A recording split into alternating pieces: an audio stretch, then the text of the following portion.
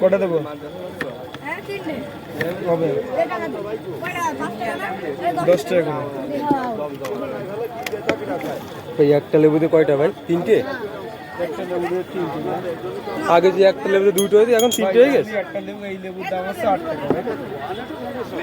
এই লেবু 8 টাকা পিস কিলো। দেশি লেবু না ভাই, 10 মিষ্টি মিষ্টি হয়। হ্যাঁ